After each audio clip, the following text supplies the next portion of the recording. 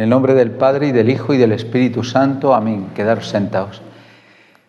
Ven, Espíritu Santo, llena los corazones de tus fieles y enciende en ellos el fuego de tu amor. Envía, Señor, tu Espíritu y todo será creado, y renovarás la faz de la tierra. Oh Dios, que has iluminado los corazones de tus hijos con la luz del Espíritu Santo, haznos dóciles a sus inspiraciones para gustar siempre el bien y gozar de su consuelo. Por Jesucristo, nuestro Señor, trono de la sabiduría, ruega por nosotros. En nombre del Padre, y del Hijo, y del Espíritu Santo. Amén. Bueno, pues recordáis, no porque como todavía falta, vamos a usar la pizarra. Recordáis que el día pasado estuvimos viendo pues un poco la crisis, ¿no? Esos factores de la crisis, como los síntomas y las causas, haciendo como un diagnóstico, ¿no? Siguiendo ese documento de la Conferencia Episcopal Española, La verdad os hará libres. Decía que hemos tenido también el documento fundamental en moral fundamental, que es el de San Juan Pablo II, que es una encíclica titulada Veritatis Splendor, el esplendor de la verdad. Y como veis, los dos documentos se apoyan en esta intuición o en este texto, en esta afirmación del Señor en el Evangelio de San Juan: conoceréis la verdad y la verdad os hará libres. Porque, como veíamos, no es la libertad la que nos hace verdaderos, porque en función de actuar libremente no todo está justificado, claro. Yo puedo libremente maltratar a mi mujer, o abusar de menores, o explotar a los trabajadores, o masacrar a los judíos, o hacer un atentado terrorista en función de ideales incluso religiosos, el fanatismo religioso, ¿no? La corrupción de lo mejor es lo peor que puede ocurrir. Se lo dice un adagio latino, ¿no? Corruptio optimi pessima. Lo peor es la corrupción de lo mejor, porque nos sentimos justificados en función de un gran ideal, ¿no? La igualdad, ¿no? Bueno, en función de la igualdad se han cometido crímenes y masacres, que nos lo digan los cubanos aquí presentes, ¿no? El ideal de la igualdad. Pero dices, bueno, pues al final la igualdad, ¿y qué? Acabando con la libertad, negando la libertad. Fijaros que los tres principios de la Revolución Francesa, ¿os lo sabéis? Eso es.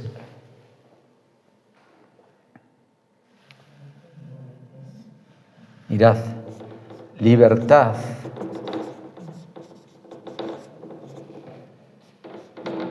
igualdad, qué mal escribe esto,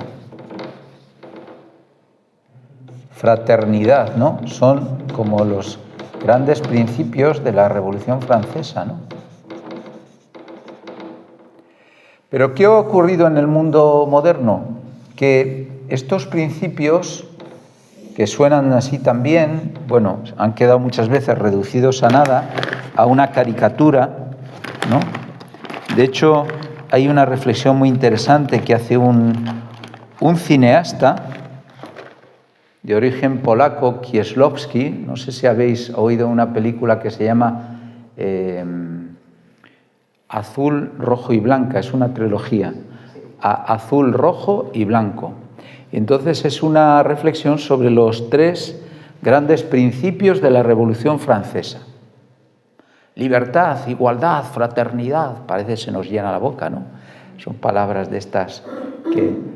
Libertad, la película empieza, una familia que va en coche y tienen un accidente, mueren el marido y la hija y solo sobrevive la mujer.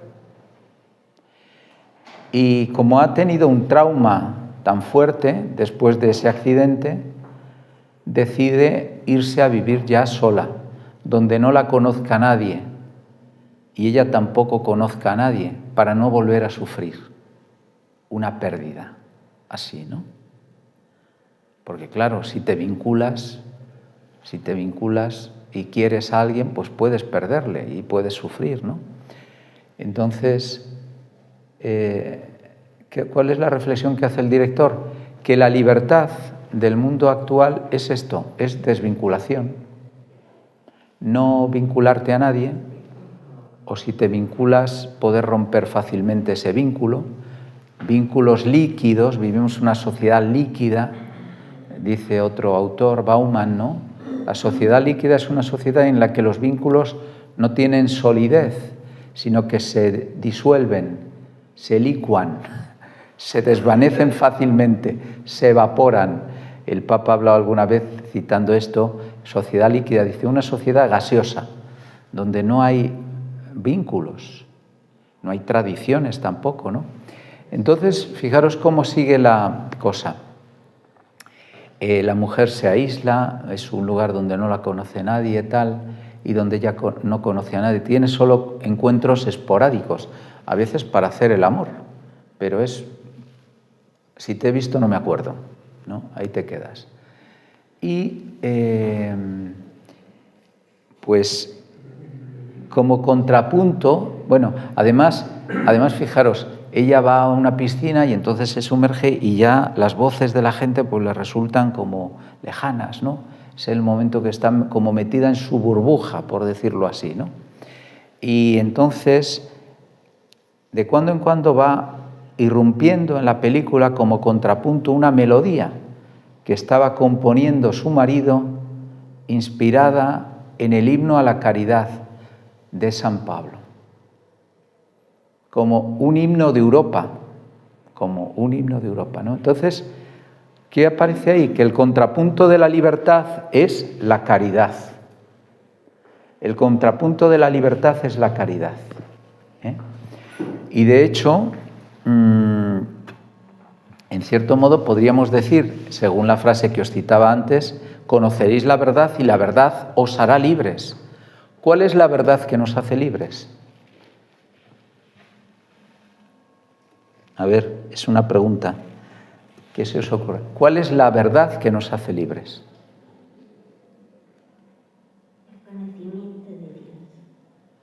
El conocimiento de Dios.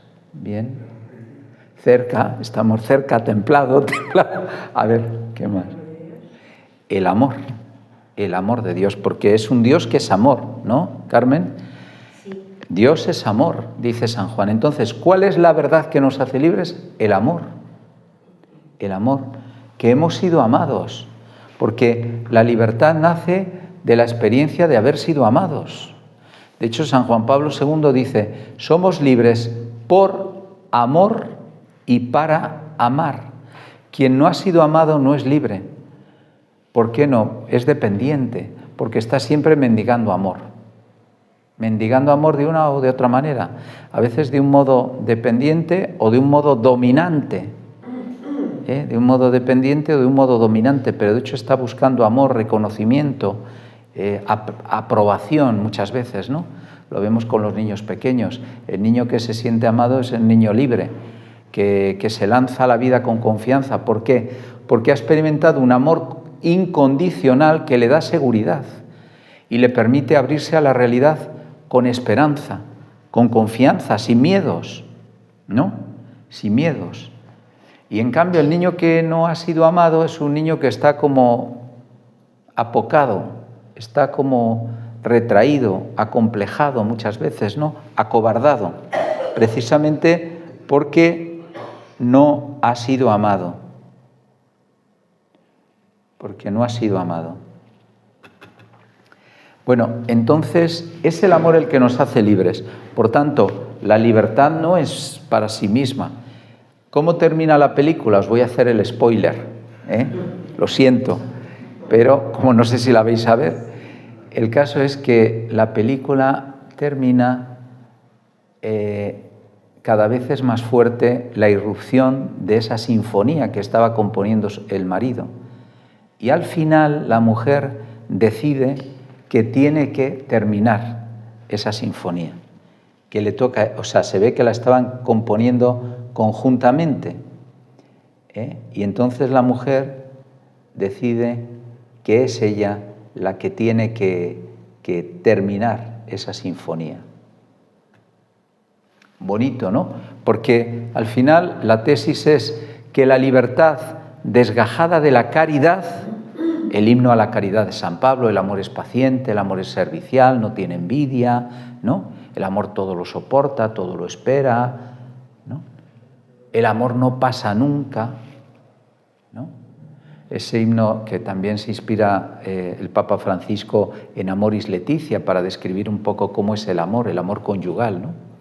Entonces, la tesis es que el amor, la libertad sin amor no tiene sentido, está desnortada y está desfondada porque no tiene un fundamento que nos dé seguridad. El niño, cuando se siente amado incondicionalmente, se abre a la esperanza, aprende a confiar y se lanza a la vida sin miedos, ¿no? Descubriendo que la vida encierra una promesa que merece la pena. En cambio, el niño que no ha sido amado pues tiene dudas respecto a que la vida merezca la pena. Y de hecho, fijaros, el suicidio, bueno, tiene muchas causas, ¿no? Y es una plaga en nuestro tiempo, es una pandemia auténtica, ¿no? Y muchas veces mejor conocéis casos cercanos. Tuvimos, de hecho, una conferencia sobre el suicidio el año pasado, ¿no? No sé cómo la titulamos, pero es verdad que es una enfermedad de nuestro tiempo, ¿no? Y que ha aumentado muchísimo después del COVID. ¿Y por qué? En parte por la ausencia de vínculos. De hecho, los sociólogos ponen en relación el suicidio con lo que llaman la anomía. La anomía es la falta de vínculos. Personas que están solas o personas que están como un poco, digamos, que no son capaces de entablar una buena relación con su entorno, y a veces con su entorno más cercano, por lo que sea, porque tienen determinadas heridas, y bueno, pues ahí se dan pues casos a veces dramáticos, porque claro, uno queriendo ayudar no sabe cómo hacer y la persona no le da entrada, precisamente porque hay a lo mejor un resentimiento igual por algo que ha ocurrido, no sé. Pero bueno, la idea es que la libertad sin caridad es una libertad desnortada, ¿no? Y que hace, en cierto modo, imposible la igualdad, porque nos obliga a optar, de algún modo, como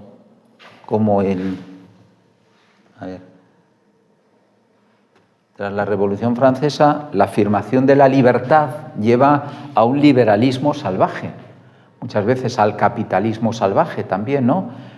Sálvese quien pueda, no, sálvese quien pueda, cada uno a lo suyo, yo el primero y luego los demás, ¿no? Que está muy presente también en esta autorreferencialidad, ¿no? La autorrealización, preocúpate de ti misma, no te preocupes de los demás, tal, ¿no? Pero en el otro extremo está la igualdad. Este quizás sería el liberalismo salvaje, que también, pues un capitalismo salvaje a veces que no tiene en cuenta los derechos también de los más débiles, de los más vulnerables, ¿no? Una sociedad inhóspita, muy individualista, en la que cada uno va a lo suyo. Pues esto. Pero la igualdad, ese igualitarismo impuesto por la fuerza, lleva a un totalitarismo. Porque entonces no hay margen para la libertad, ¿no? El comunismo. Si aquí a veces podemos situar el capitalismo, un capitalismo salvaje que no es moderado, no es un capitalismo social, ¿no? Sino un capitalismo salvaje, individualista, pues aquí está el comunismo con todo lo que ha supuesto de negación de la libertad y de la dignidad de las personas, ¿no? Esa capacidad de iniciativa que es propia de la persona. Como dos planteamientos irreconciliables e enfrentados. O afirmamos la libertad o afirmamos la igualdad, pero no hay manera de conciliarlas, ¿no? ¿Y por qué no hay manera de conciliarlas?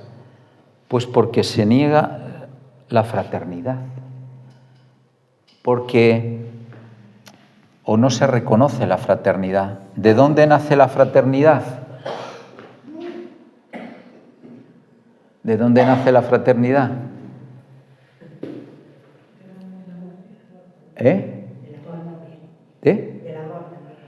Del amor de los padres, de una paternidad común, ¿no? Somos hermanos porque hay una paternidad. Hay un Dios que es Padre de todos, ¿no? O quiere serlo. Un Dios que es Padre y Creador. De la paternidad brota la fraternidad. Es un Padre. De Dios toma nombre toda paternidad en el cielo y en la tierra, dice la carta a los Efesios. Y Dios hace posible, precisamente, a través de la fraternidad, que es un reflejo del amor paterno, una imitación del amor paterno, conciliar la libertad y la igualdad, porque los hermanos aprenden libremente a compartir con el hermano lo que es y lo que tiene, porque sus padres les dan ejemplo. Aprende a poner su superioridad al servicio de la inferioridad del hermano menor, ¿no? A cuidarle, a compartir con él, porque sus padres le enseñan, porque hay un vínculo entre ellos. Es que tú eres el guardián de tu hermano. Caín dice a Dios, ¿es que soy yo acaso el guardián de mi hermano? Claro que eres el guardián de tu hermano. Tú tienes que cuidar de tu hermano, ¿no? Es decir, que solo a través de una paternidad común que la Revolución Francesa niega, porque hay que eliminar toda asimetría, entonces libertad, igualdad, fraternidad, aquí todos somos iguales, pero no hay un padre, y si no hay un padre, si no hay una paternidad común, si no hay un Dios que nos vincula a todos y que nos hermana a todos, pues entonces o caemos en la libertad del sálvese quien pueda, o en la igualdad de todos a una como fuente ovejuna, ¿no? Porque no vivimos el amor, ese amor fraterno que nace de un amor paterno, de un amor que está en el origen de nuestra vida y que nos enseña a compartir libremente lo que somos y tenemos con los demás para hacer posible una mayor igualdad, ¿no? Una mayor igualdad que no niega las diferencias tampoco, pero bueno, pues esto venía a cuento de esta frase que decíamos, no es la libertad la que nos hace verdaderos, sino que es la verdad la que nos hace libres, que es la gran intuición del Papa San Juan Pablo II en Veritatis Splendor y de los obispos españoles en la verdad os hará libres, inspirándose en este texto de San Juan, ¿no? Y esta es, fijaros, ahora lo vamos a ver también, cuáles son las dos crisis grandes de la moral. Las dos crisis grandes de la moral que estábamos viendo el otro día, de algún modo son la ruptura entre la fe y la moral,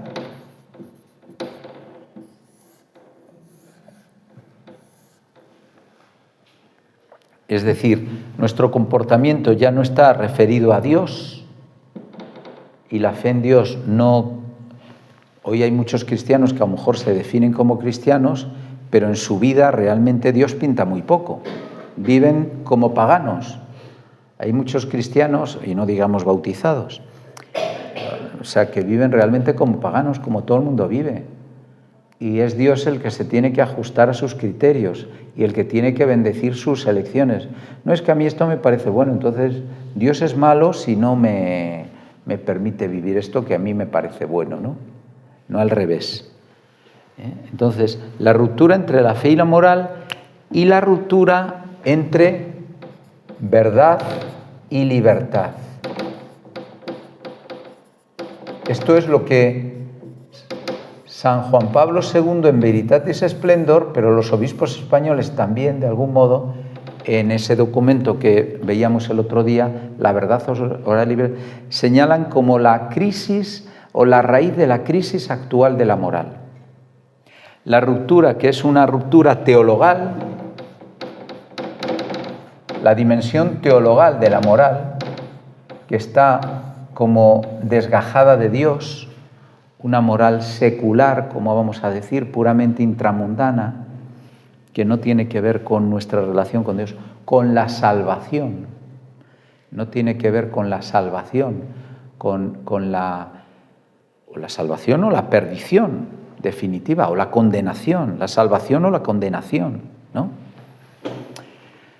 Una ruptura teológica, y esta es una ruptura racional, la dimensión racional de la moral, entre la fe, la verdad y la libertad, ¿no? Son esas dos rupturas las que están como más al fondo en la raíz de la crisis actual. Y que tiene que ver con esto, porque al final, como os digo, ¿cuál es la verdad que ilumina la libertad? La caridad. Es el amor el que nos hace libres, porque somos libres porque hemos sido amados, y este amor nos da capacidad de confiar y de poner en juego todas nuestras capacidades en favor de los demás, entendiendo que nuestra libertad es para amar, precisamente porque nace del amor. Es una libertad que se realiza en el amor y no al margen del amor. Por eso el amor es la vocación fundamental e innata de todo ser humano, decía San Juan Pablo II. Y el hombre y no es bueno que el hombre esté solo, como dice el Génesis. No hemos sido creados para la soledad, sino para la comunión. Y la comunión se realiza en el amor, en la amistad, ¿no? En la solidaridad, pues en esta igualdad, en esta fraternidad, ¿no? En esta amistad social que nace de una paternidad común, de un amor que nos precede. La fe nos ha dado a conocer. ¿Qué es la fe? ¿Qué es la fe? ¿Qué es creer? Decía Benedicto XVI en Deus Caritas Est. Hemos conocido el amor y hemos creído en él. La fe es conocer y creer en el amor. Hemos conocido el amor que Dios nos tiene en Jesucristo y hemos creído en él. ¿Veis? La fe y la verdad están íntimamente relacionados, porque la verdad de nuestra vida es que hemos sido amados. Existo porque he sido amado. He sido llamado a la existencia por amor. Descartes decía aquello de cogito ergo sum, pienso luego existo. Un cristiano tiene que decir más bien, soy amado, luego existo. No es pienso, luego existo, sino soy amado y por eso existo, porque he sido amado. Mis padres, ¿no? Bueno, mis padres son los que me han llamado a la existencia, pero más allá de ellos y de la intención que ellos tuvieran o la inconsciencia que tuvieran, porque ellos en realidad a lo mejor se estaban simplemente uniendo, amando en el cuerpo, en la entrega conyugal, ¿no? Pues ha habido un amor por encima del suyo que me ha llamado a la existencia, que es el amor de Dios, ¿no? Y que es un amor eterno, es un amor irrevocable, es un amor misericordioso, es un amor fiel, es un amor que siempre permanece, que nunca declina, ni siquiera en el momento de la muerte, también sale a nuestro encuentro, en ese momento para rescatarnos de los lazos de la muerte, ¿no? Y para conducirnos a una vida eterna. Entonces ese amor es el que da realmente consistencia a nuestra vida, es el que nos da firmeza. La fe es también el no vivir, como decía Ortega y Gasset, literalmente aterrados, como sin fundamento, ¿no? Hundiéndonos, como cayendo a un precipicio, ¿no? Quien no tiene seguridad porque no se siente amado, en el fondo vive angustiado. Hay mucha gente hoy que vive angustiada, y esta angustia, esta ansiedad de nuestro tiempo, de hecho España creo que es el país donde más ansiolíticos se consumen, pues tiene que ver con esta falta de fundamento firme, que es el amén de la fe. El amén, amén es sí creo, amén. El cuerpo de Cristo, amén, creo. Y creo es estoy firme, ¿no? Estoy firme, porque ese amor sustenta mi vida, el que Cristo me salga al encuentro, ¿no? En la Eucaristía. Bueno, esto nos ha servido para hacer tiempo y para retomar un poquito lo que habíamos visto el otro día, sintetizando, ¿no? Pues un poco haciendo un poco recapitulación y bueno, y avanzando un poco más, ¿cómo podríamos definir la teología moral? Pues fijaros cómo la definía el cardenal Ratzinger antes de ser el Papa Benedicto XVI.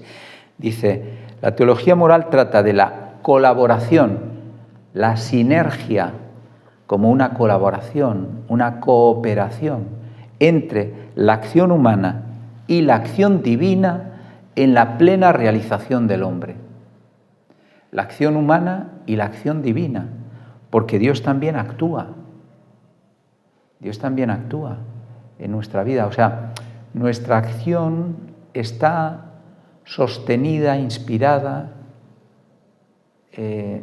iluminada también por el amor de Dios, por la acción de Dios que siempre nos precede. Dios siempre nos primerea, Dios siempre tiene la iniciativa, ¿no? Porque el don de Dios, ahí la paternidad, ¿no? De un Dios que nos ha creado, Dios ha tomado la iniciativa. Y la creación es la primera declaración de amor de Dios al hombre. La creación de nuestra propia vida, la de cada uno de nosotros, y la creación que nos rodea, que nos sustenta, que nos acoge, pues es también una declaración de amor de Dios. Dios nos está diciendo su amor a través de la vida que nos ha dado y de la creación que nos rodea, ¿no? Con la belleza y la fecundidad que encierra esa creación, ¿no? Pero también recreándonos interiormente con la gracia de Cristo que nos regenera para que podamos conocer el amor de Dios y vivir desde ese amor, como movidos por Él. Y entonces es la acción divina que está actuando también en nosotros y que está inspirando nuestra acción humana, ¿no? Hay una sinergia, una colaboración. De hecho, hay textos que hablan de esto de un modo muy bonito. Por ejemplo, en la carta a los Romanos, el capítulo 8, versículo 14, dice: estos son los hijos de Dios, los que se dejan mover por el Espíritu de Dios.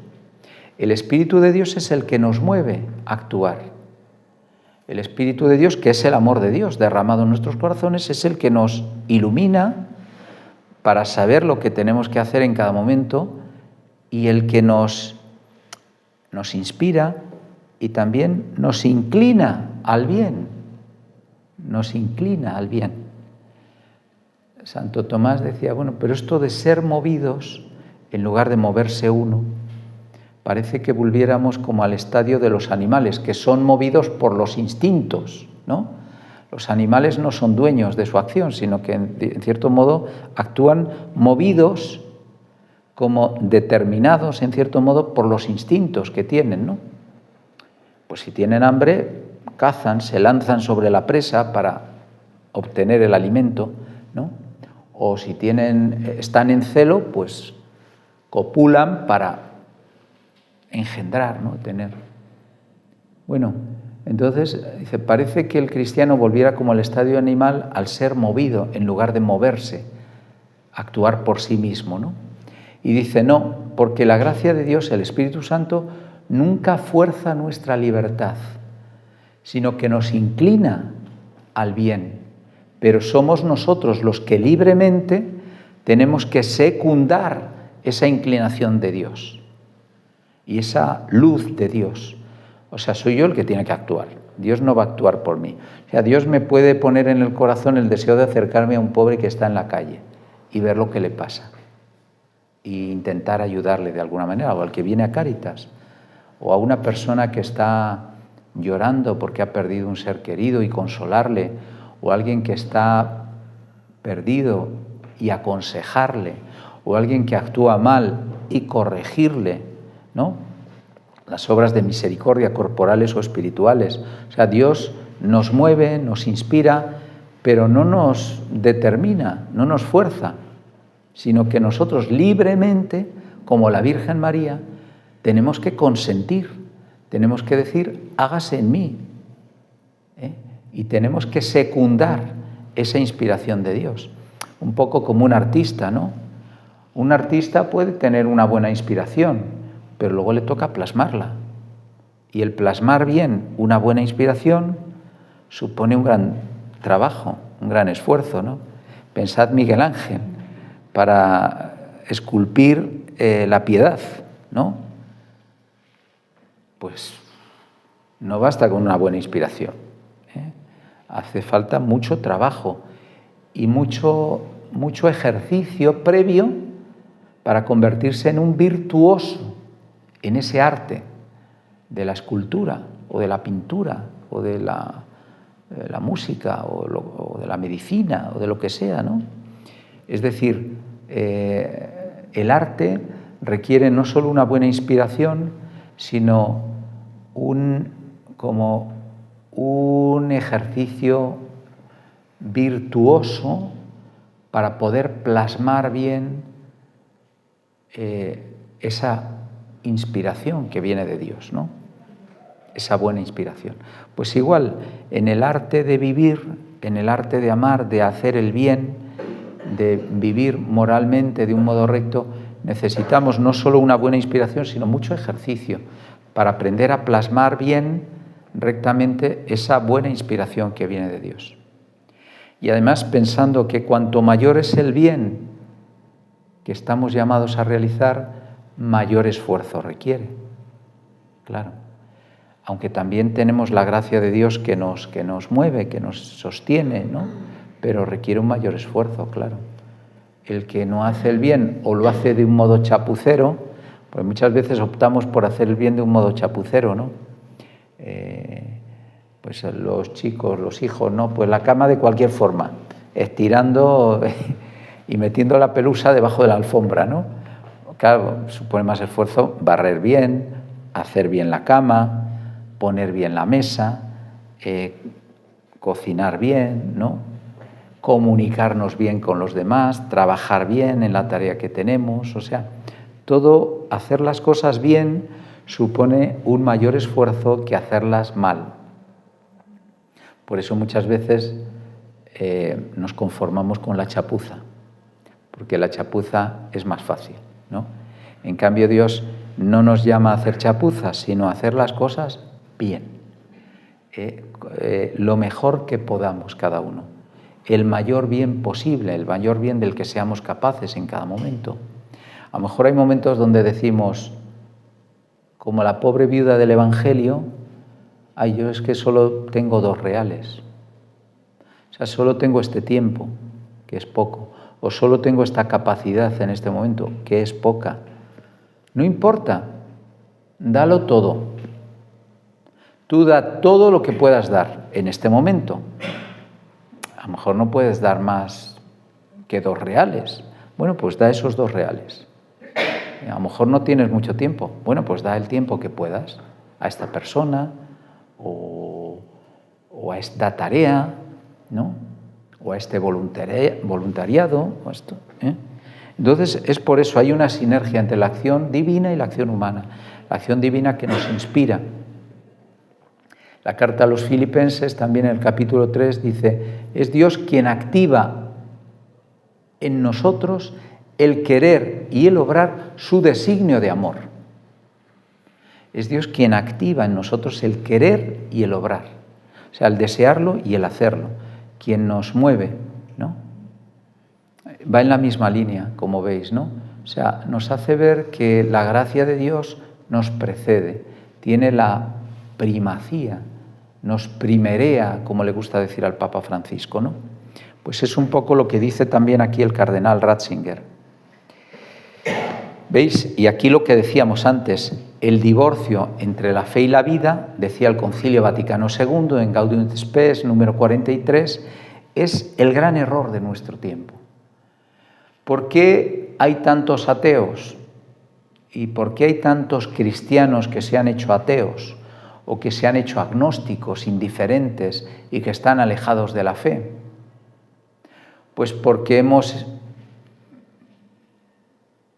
nos hemos instalado en este divorcio entre la fe y la vida. Entonces, vivimos como los paganos. Entonces, pues muchas veces no decimos nada a nuestra sociedad, cuando lo deberíamos vivir todo de un modo nuevo y de un modo pleno desde Dios, ¿no?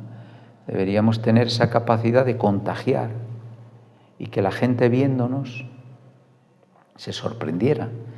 Pero no porque hacemos el triple salto mortal, o sea, no porque hacemos algo muy difícil, sino porque tienes alegría, porque tienes serenidad ante las dificultades, porque tienes caridad hacia las personas que tienes cerca, porque tienes honestidad en el trabajo que realizas y no te dejas sobornar ni corromper, ¿no? Porque tienes un juicio equilibrado ante los problemas de la realidad, porque tienes misericordia ante quien se equivoca, no sé, o sea, lo que el amor de Dios inspira en nosotros.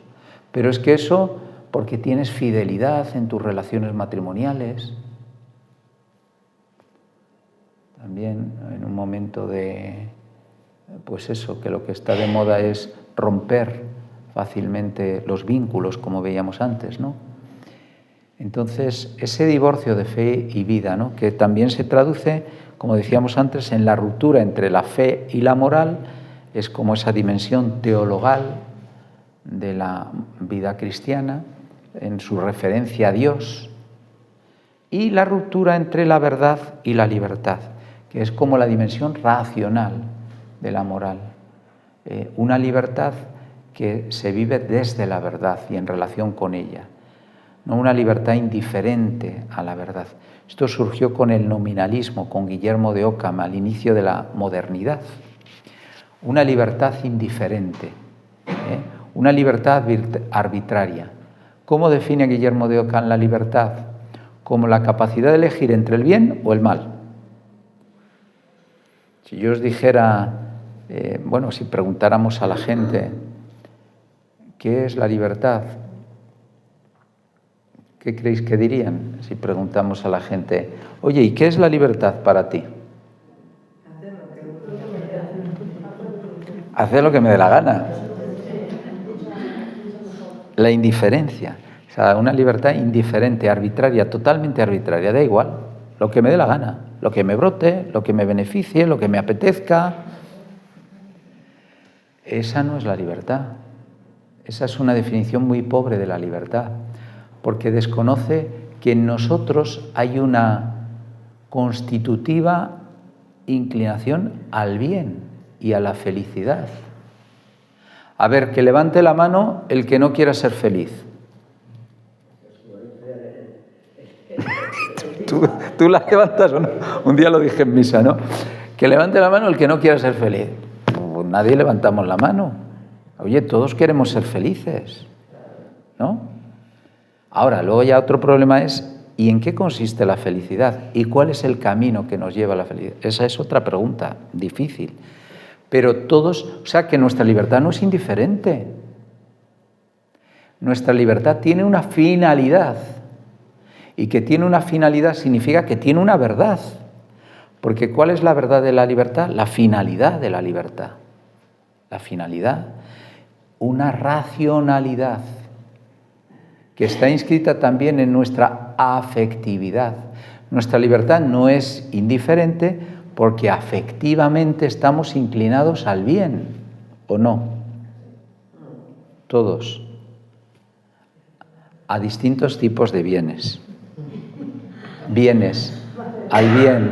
A ver, tú dime a alguien que no actúe inclinado al bien.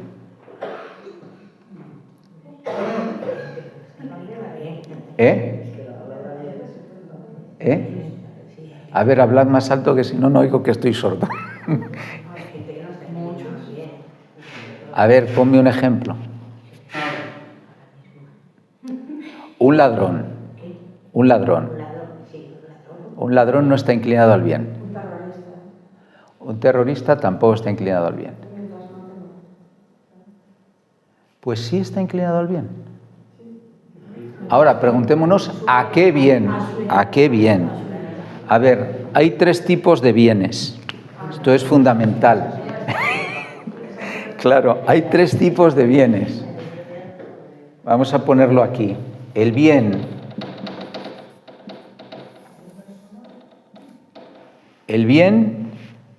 deleitable. El bien deleitable es el que nos produce un placer, un bienestar. que puede ser de orden corporal o de orden afectivo, ¿no? Oye, si comemos un buen cocido, pues oye, qué placer tan grande, ¿no? Sobre todo en invierno. Mañana hay cocido. Pues fíjate, ya estás pensando en el cocido de mañana, porque el bien deleitable nos atrae, ¿no? Entonces a uno le pueden atraer determinados placeres de la vida. Vivimos en una sociedad muy hedonista, muy centrada en el placer, ¿no? Pero, claro, por ejemplo, el que busca a una prostituta, ¿qué está buscando? Un placer. Y el placer es un bien, como el dinero.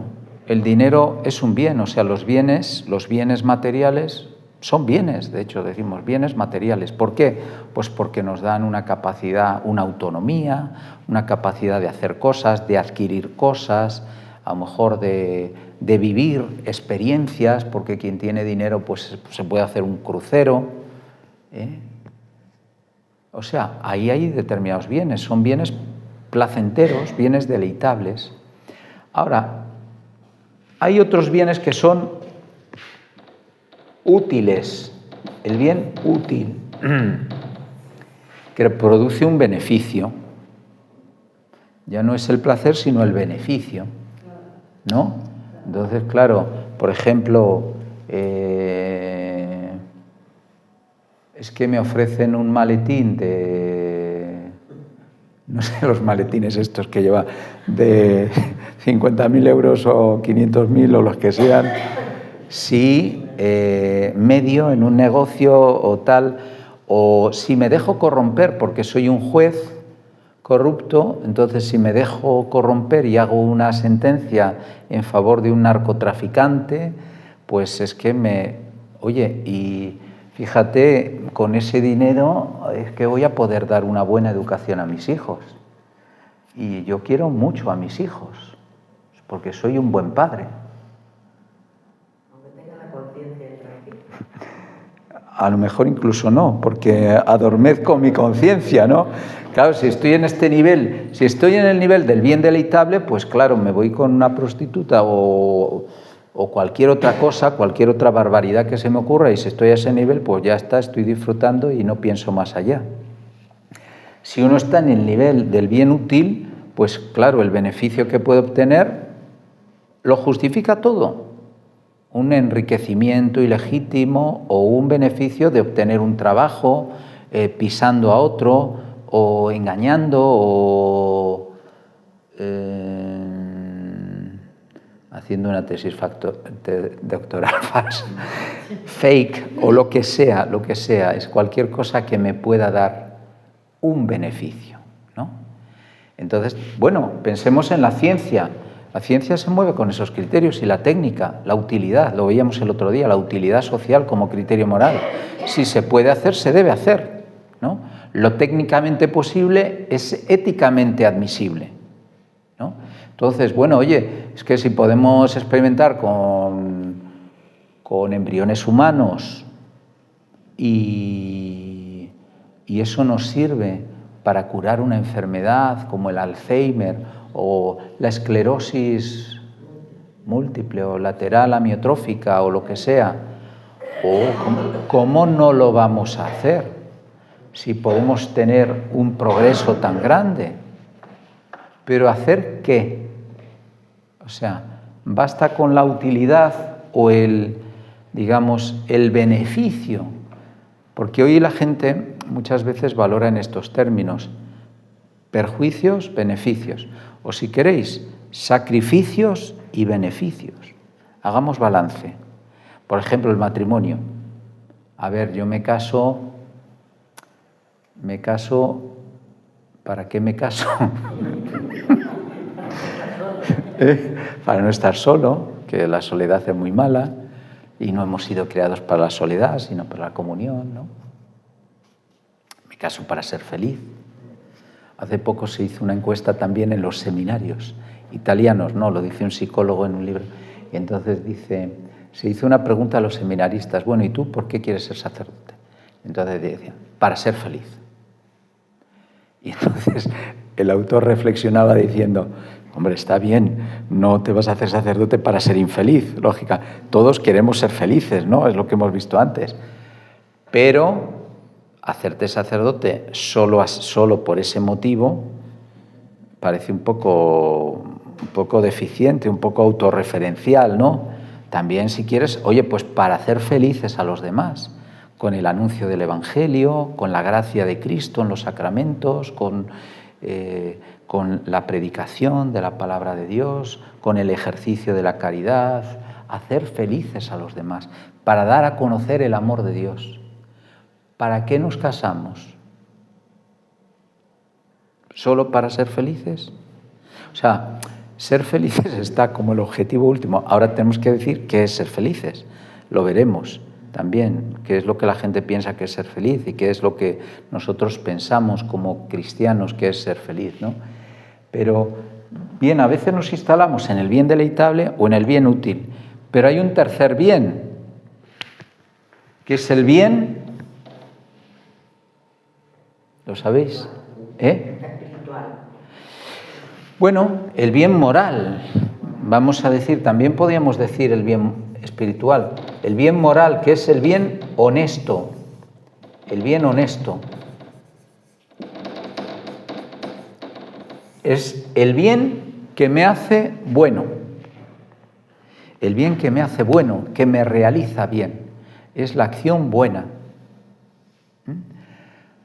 que me realiza como ser humano, que me realiza plenamente. Es el bien en el que nos realizamos plenamente, como seres humanos, como imagen de Dios. Es el bien que nos, podríamos decir, el bien que nos santifica. En ese sentido es el bien espiritual, porque es el bien que nos asemeja a Dios. Es la acción buena que nos asemeja a Dios y que nos enseña a ordenar los bienes deleitables y los bienes útiles a este bien. Porque en este bien, también podemos decir, es el bien que nos une a Dios. Que nos une a Dios, no solo nos asemeja, sino que nos une a Dios. ¿Por qué? Porque eligiendo el bien honesto, elijo a Dios. Nadie puede amar a Dios a quien no ve, si no ama a su hermano a quien ve, dice San Juan, ¿no? Pues algo así podríamos decir en relación con el bien moral. Nadie puede amar a Dios como sumo bien de su vida si no ama el bien moral que le lleva a Dios, que le conduce a Dios, ¿no? Es decir, si no ama el bien que Dios quiere, si no ama lo que Dios quiere, que es el bien, lo bueno, ¿no? Y en este sentido es muy distinta la buena vida de la vida buena, ¿no? La buena vida ya sabéis lo que es. O sea, túmbate a la Bartola y comamos y bebamos que mañana moriremos. Esa es la buena vida. O sea, aprovecha el momento, sácale todo su partido a la vida, en este sentido hedonista, ¿no? Inmediatista, de la utilidad, del beneficio, del placer, del prestigio, del éxito, del reconocimiento. La vida buena es otra cosa. La vida buena es esa vida plenamente lograda, plenamente realizada. Es nuestra humanidad plenamente realizada y, por tanto, esa imagen de Dios que está en nosotros plenamente realizada. La vida buena es la vida que nos asemeja a Dios en la práctica del bien, en la práctica del bien, en las buenas obras, para que viendo vuestras buenas obras den gloria al Padre que está en el cielo, viendo vuestras buenas obras, porque esas buenas obras hablan de Dios. En el fondo, las buenas obras son expresiones del amor, distintas expresiones del amor, ¿no? Entonces, aquí veis, todo el mundo actúa buscando el bien, no hay nadie que actúe. el que se quita la vida busca un bien, que es dejar de sufrir. Lo que pasa es que el bien se puede buscar desordenadamente. O sea, se puede elegir el bien aparente que no es el bien real. Entonces yo elijo el bien deleitable porque me parece el sumo bien de mi vida y al final me siento infeliz. Y me siento defraudado porque esos bienes nos defraudan, no nos satisfacen, no colman el deseo que hay en nosotros. Hablaremos también un poco de este deseo, como Blondel, un filósofo que tiene un libro sobre la acción, es la filosofía de la acción, ¿no? ¿Por qué actuamos? ¿Qué es lo que nos mueve a actuar? Y entonces él dice que nos mueve a actuar como un deseo de plenitud, ¿no?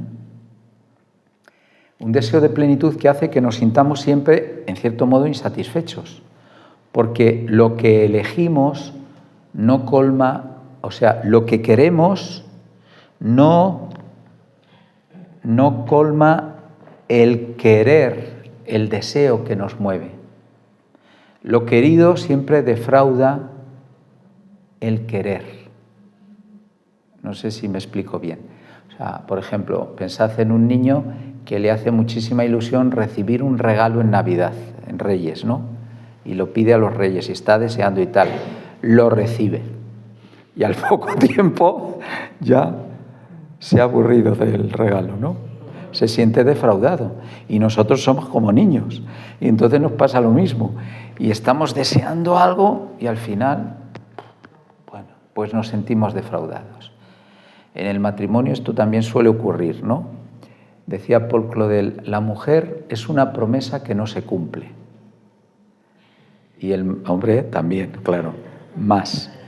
O sea, no es la princesa prometida, él tampoco es el príncipe azul, tiene sus defectos, sus manías, tal, ¿no? Entonces, en cierto modo, todo nos defrauda. ¿Por qué? Porque nuestro deseo es infinito. Porque estamos hechos para Dios. Nos hiciste, Señor, para ti y nuestro corazón estará inquieto hasta que descanse en ti, dice San Agustín, ¿no? Por eso siempre nos sentimos defraudados, insatisfechos, pero esa insatisfacción es la que nos mueve, es como el motor de nuestra vida, el deseo de una plenitud que nunca alcanzamos del todo. Por eso nunca nos resignamos a lo que tenemos, ¿no? Y siempre buscamos más. Hay alguien que ha dicho, Sartre, un filósofo existencialista, el hombre es una pasión inútil porque desea un imposible y está siempre destinado a la frustración, ¿no? Es un ser para la muerte, decía Sartre, ¿no? El existencialismo ateo, porque hay un existencialismo cristiano también, ¿no? Pero pues es un ser para la muerte, es absurdo. La vida es absurda, es una pasión inútil. No, nosotros no creemos eso, creemos que estamos bien hechos, porque el deseo que hay en nosotros tiende a Dios, desiderium, que tiende como a las estrellas, a lo más alto, ¿no? Nos hace aspirar a Dios. Y lo que vamos a ver es que podemos elegir a Dios, como hemos dicho, eligiendo el bien. Cuando yo elijo lo que Dios quiere, elijo a Dios. Y me uno a Dios y entonces experimento una plenitud anticipada, de algún modo. Esa plenitud a la que aspiro, de algún modo se anticipa, ¿eh? Es lo que vamos a ver. Esta es la vida cristiana, ¿no? Es la vida de la gracia. Bueno, como veis, 2 líneas, hemos avanzado, pero ya nos quedamos aquí porque ya es tarde y seguiremos, si Dios quiere. Gloria al Padre, al Hijo y al Espíritu Santo, como era en el principio, ahora y siempre, por los siglos de los siglos. Amén. Pues buenas noches a todos. Seguid dando vueltas a la vida buena, ¿eh? No a la buena vida, a la vida buena.